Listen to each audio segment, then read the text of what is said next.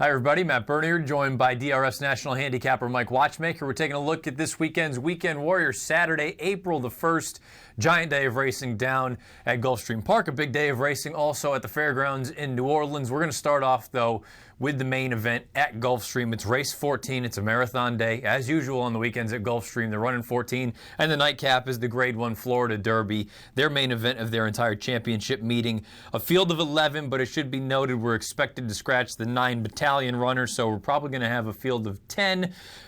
It's an interesting race, Mike. You can go a couple of different ways, and you're going quite a different way as opposed to what we normally have with the Weekend Warrior. We've got an exacta play. Yeah, we do, Matt. I like Gunnevera to win this race. And, I just think that the race sets up to him in similar fashion to the Fountain of Youth did. And the Fountain of Youth, despite what other talking heads elsewhere might say, the pace in the Fountain of Youth was very fast compared to the other routes on that card. And it collapsed, and that really set up for Gunnevera's deep closing style.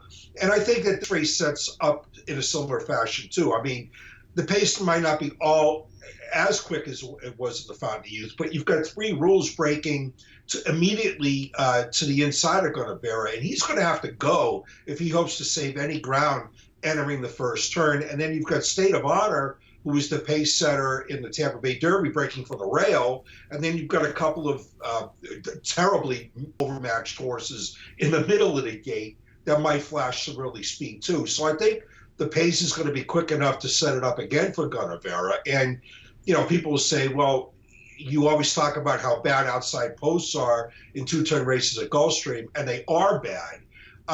But it's not going to compromise a horse like Gunnevera like it would somebody else, because he's like a drop immediately out of it type of closer. And as short a run as there is in the first turn, he's going to have ample opportunity to get over and save a little ground around the first turn. There's just no way he's going to get hung 4 or 5 wide on the first turn.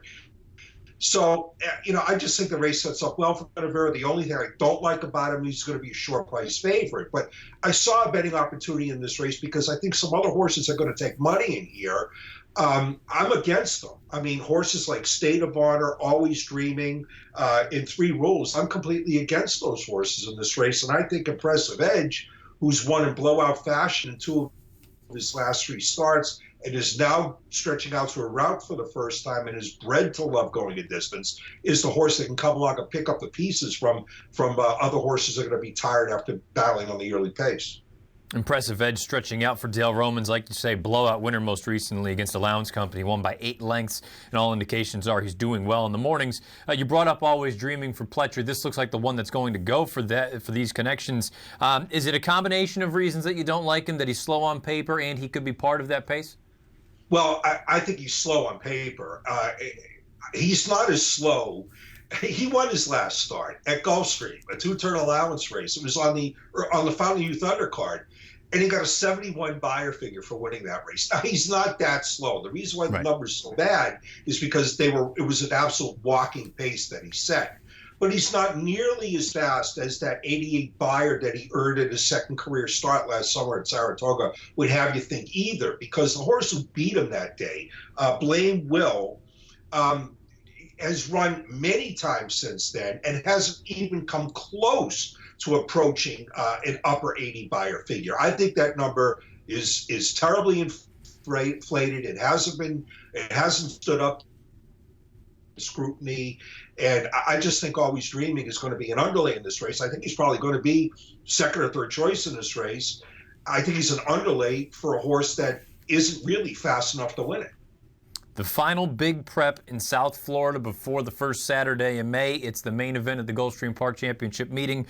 Race 14, the Grade 1 Florida Derby. Mike likes Gunnevera, fearing the short price. Going to play a little bit of an exacta. Gunnevera over Impressive Edge with Romans and Corey Lannery aboard. We're going to take a break. When we come back, we're going to go down to the fairgrounds, New Orleans, the New Orleans Handicap.